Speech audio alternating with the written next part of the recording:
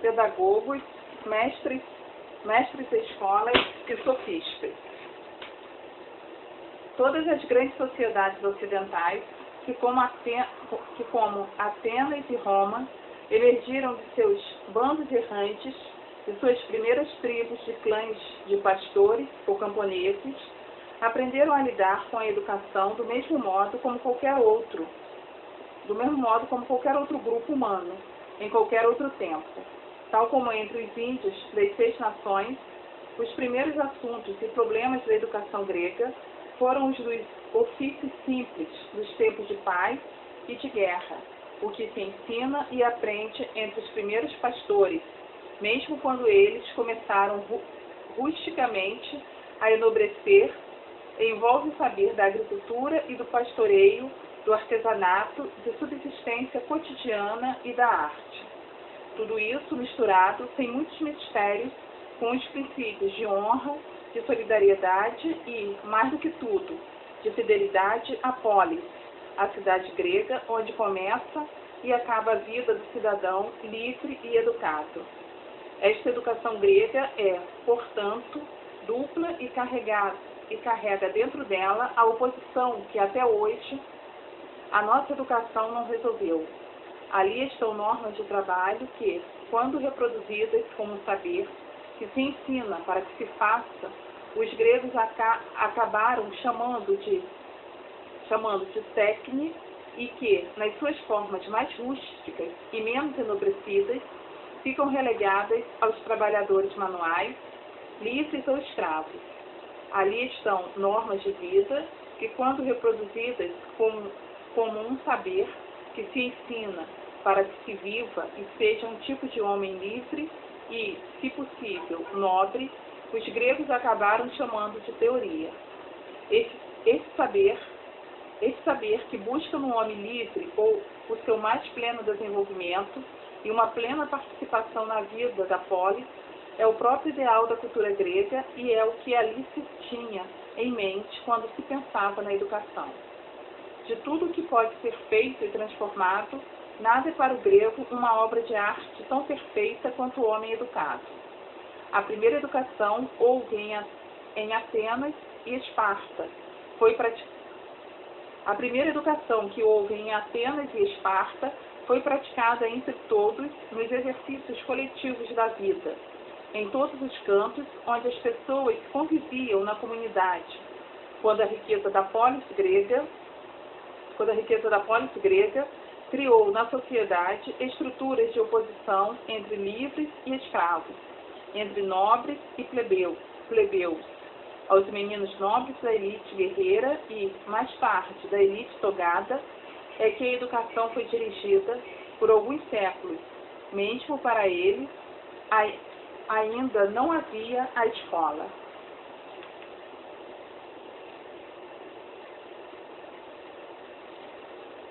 Das relações familiares diretas até a convivência entre jovens, segundo seus grupos de idade, ou entre grupos de meninos educados e um velho educador, entre os gregos sempre se conservou a ideia de que todo saber que se transfere pela educação circula através de trocas interpessoais, de relações físicas e simbolicamente afetivas entre as pessoas.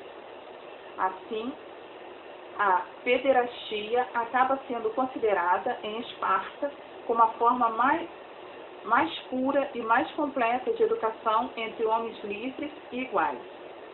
Em toda a Grécia, a formação do nobre guerreiro apenas desenrola ao longo dos anos uma sequência de trocas entre um mestre e seus discípulos. Aquilo que a cultura grega chama com pleno efeito de educação, paideia, dando à palavra o sentido de formação harmônica do homem para a vida da polis, através do desenvolvimento de todo o corpo e toda a consciência, começa de fato fora de casa, depois dos 7 anos. Até lá, a criança convive com a sua criação, convivendo com a mãe e escravos domésticos. Para além ainda do que entre os 7 e os 14 anos aprende com o mestre-escola, a verdadeira educação do jovem aristocrata é o fruto do lento trabalho de um ou de poucos mestres que acompanham o educando por muitos anos. em Atenas, por volta do sexto século a.C., a educação deixa de ser uma prática coletiva de estilo militar, destinada apenas à formação do cidadão nobre. Até então, mesmo no apogeu da democracia grega, a propriedade é restritamente comunal, pertence aos cidadãos ativos do Estado. O poder pertence aos estratos mais nobres destes cidadãos ativos, e a vida e o trabalho coloca de um lado os homens livres, senhores, e de outro os escravos, ou outros tipos de trabalhadores manuais, expulsos do direito do saber que existe na paideia. Durante muitos séculos, os pobres da Grécia aprenderam desde criança, fora das escolas, nas oficinas e nos campos de lavoura e pastoreio. Os meninos ricos, inicialmente, aprenderam também fora da escola, em acampamentos ou ao redor de velhos mestres. Além das exigências estatais de educação, como a Eusebia da Esparta, que educava o jovem nobre guerreiro, toda a educação fora do lar e da oficina. Além das agências estatais de educação, como a Eusebia de Esparta, que educava o jovem nobre guerreiro, toda a educação fora do lar e da oficina é uma empresa particular, mesmo quando não é paga. Particular e restrita a muito pouca gente. Apenas quando a democratização da cultura e da participação na vida pública colocam a necessidade da democratização do saber, é que surge a escola aberta a qualquer menino livre da cidade-estado. A escola primária surge em Atenas por volta do ano 600 a.C. Antes dela havia locais de ensino de metécos e rapsodistas.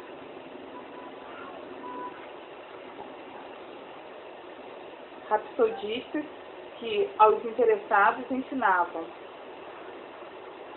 a fixarem símbolos dos negócios e os cantos. Só depois da invenção da escola de primeiras letras, é que o seu estudo é pouco a pouco incorporado à educação dos meninos nobres. Assim, surgem em Atenas escolas de bairro, não raro lojas de ensinar, abertas entre as outras no mercado. Ali, um humilde mestre de escola, reduzido pela miséria em ensinar, lecionava as primeiras letras e contas. O menino escravo que aprende com o trabalho a que o obrigam não chega sequer a esta escola. O menino livre e plebeu, em geral, para nela. O menino livre e nobre passa por ela depressa em direção aos lugares e aos graus onde a educação grega forma, de fato, seu modelo de adulto educado. Citação de Solon, legislador grego. As crianças devem, antes de tudo, aprender a nadar e a ler. Em seguida, os pobres devem exercitar-se na agricultura ou em uma indústria qualquer, ao passo que os ricos devem se ocupar com a música e a equitação e entregar-se à filosofia, à caça e à frequência ao ginásio. Essa concepção Xenofonte,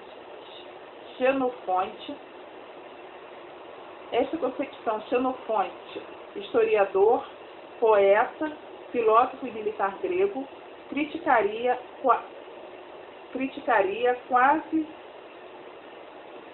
2 séculos depois. Só os que podem criar os seus filhos para não fazerem nada é que os enviam à escola. Os que não podem, não enviam. A educação do jovem livre vai em direção à teoria, que é o saber do nobre para compreender e comandar, não para fazer, curar ou construir. Durante toda a antiguidade, a única disciplina técnica, entendida como a de uma formação que aponta para um ofício determinado, é a medicina. Não há outras escolas coletivas de ensino técnico para o preparo de arquitetos, engenheiros ou agrimensores, por exemplo, tal como ferreiros ou tecelões.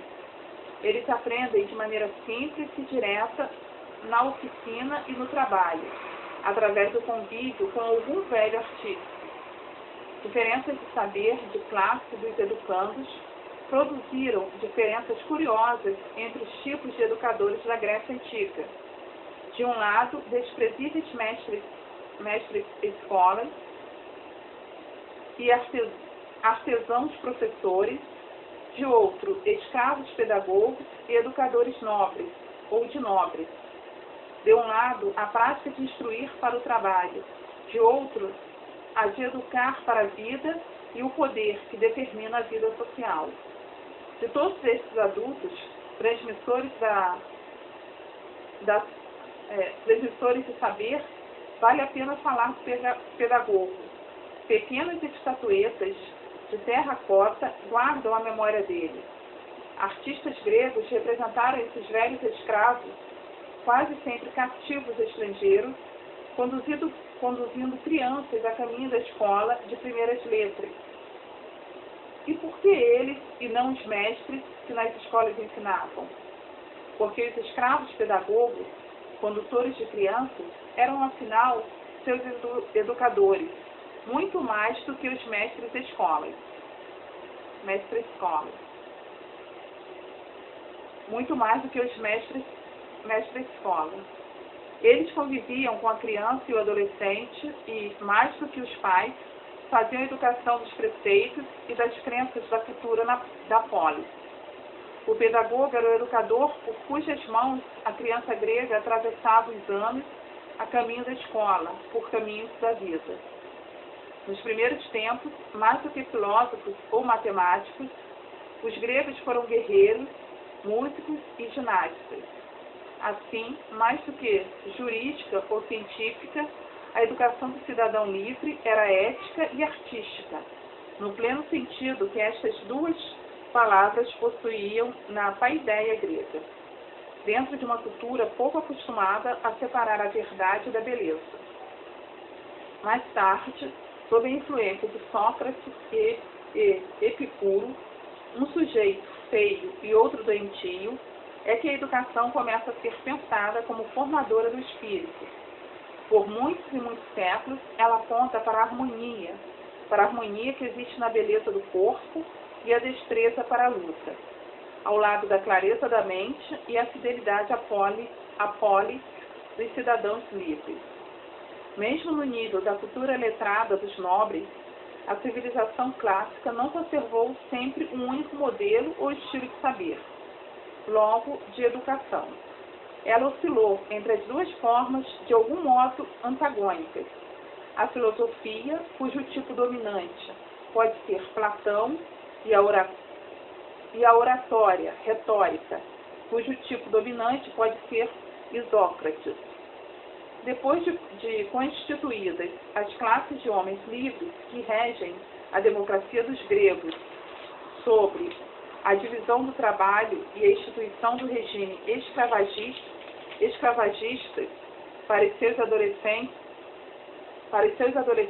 a educação coletiva não é uma atividade voluntária ou um direito de berço.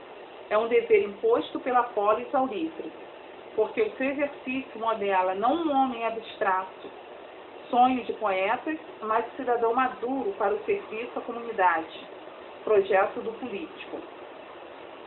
A obra de arte da paideia é a pessoa plenamente madura, como cidadão, como militar, como político, posta a serviço dos interesses da cidade e comunidade. Assim, o ideal da educação é reproduzir uma ordem social idealmente concebida como perfeita e necessária, através de transmissão de geração a geração das crenças, valores e habilidades que tornavam um homem tão mais perfeito quanto mais preparado para viver a cidade a que servia. E nada poderia haver de mais precioso a um homem livre e educado do que o próprio saber e a identidade de sábio que ele atribui ao homem. Depois de haver conquistado a cidade onde vivia, o filósofo Estipão Demétrio Poliorceto pretendeu indenizá-lo pelos prejuízos materiais que sofrera por causa da pilhagem, quando pediu que fizesse o inventário do que lhes pertencera e fora destruído. Estipão respondeu que nada havia perdido do que era seu, porque não lhes haviam roubado a sua cultura, dado que ainda conservava a eloquência e o saber. O formador de jovens, o educador, o filósofo mestre, como Sócrates, Platão e Aristóteles, reúnem à sua volta os seus alunos em suas escolas superiores. A escola filosófica iniciática de Pitágoras, que interna educandos, cria regras próprias de conduta e lhes absorve boa parte do tempo da juventude. Antecede a Academia de Platão, o Liceu de Aristóteles e a Escola de Epicuro, mas não os filósofos sofistas, os que democratizam o ensino superior, tornando-o remunerado e, portanto, aberto a todos os que podem pagar. Após a longa crise de tirania por volta do VI século a.C., a vida social de Atenas possibilita a participação de todos os cidadãos livres, e isto recoloca a questão do preparo do homem para o exercício da cidadania, a questão de aprender para legislar e para estar, de algum modo, presente nas assembleias de representação política. Os sofistas transformam a educação superior em um tempo de formação do orador, onde a qualidade da retórica tem mais valor do que a busca desinteressada da verdade, exercício dos nobres dos períodos anteriores. Aos poucos, até Aristóteles e Alexandre Magno, muito depressa durante a civilização helenística, a educação clássica passa por algumas mudanças. Ela vai do cultivo aristocrático do corpo e da mente, com vistas à formação do nobre guerreiro e dirigente, à habilitação do cidadão livre, comum para a carreira política. 2. Ela vai de um domínio de saber desinteressado, de fundo artístico-musical, para o literário, daí para o retórico, o livresco e o escolar, de aprender a sabedoria para aprender a informação. 3. Ela vai das agências de reprodução restrita do saber de nobres, entre nobres, para o saber disponível à venda em escolas pagas que educam da criança ao adulto. Com o tempo, a educação clássica deixa de ser um assunto privado, posse questão da comunidade dos nobres dirigentes, e passa a ser questão de Estado pública. Aristóteles exige do imperador leis que regulem direitos e controlem o exercício da educação. Atrás das tropas de conquista de Alexandre Magno, os gregos levam as suas escolas por todo o mundo. Elas são, mais do que tudo, o meio de impedir que a distância da pátria de origem ameace perder-se a cultura do vencedor entre os costumes e o saber dos vencidos. Como seria possível fazer uma síntese dos princípios que orientaram toda a educação clássica criada pelos gregos? Ela foi sempre entendida como um longo processo pelo qual a cultura da cidade é incorporada à pessoa do cidadão. Uma trajetória de amadurecimento e formação, como a obra de arte que aos poucos se modela, cujo produto final é o adulto educado, um sujeito perfeito, segundo o modelo idealizado de homem, livre e sábio, mas ainda sempre aperfeiçoável. Assim, a educação grega não é dirigida à criança, no sentido cada vez mais dado a ela hoje em dia. De algum modo, é uma educação contra a criança, que não leva em conta o que ela é, mas olha para o modelo do que pode ser e que anseia torná-la depressa o jovem perfeito, o guerreiro, o atleta, o artista de seu próprio corpo e mente, e o adulto educado, o cidadão político a serviço da polis. Essa educação humanista de uma sociedade que deixa ao escravo e ao artesão livre o trabalho de fazer, desdenha a técnica e olha para o homem todo, formado de aprender a teoria e praticar o gesto que constroem o saber e o hábito do homem livre. Em seu pleno sentido, é uma educação ética cujo saber conduz o sábio a viver com a sua própria vida, o modelo de um modo de ser idealizado, tradicional, que é missão da paideia conservar e transmitir. Finalmente, os gregos ensinam o que hoje esquecemos. A educação do homem existe por toda parte e, muito mais do que a escola, é o resultado da ação de todo o meio sociocultural sobre os seus participantes. É o exercício de viver e conviver o que educa. E a escola, de qualquer tipo, é apenas um lugar e um momento provisório onde isto pode acontecer. Portanto, é a comunidade quem responde pelo trabalho de fazer com que tudo que pode ser vivido e aprendido da cultura seja ensinado com a vida e também com a aula ao educando. No próximo vídeo, a educação que Roma fez e o que ela ensina. Muito obrigada.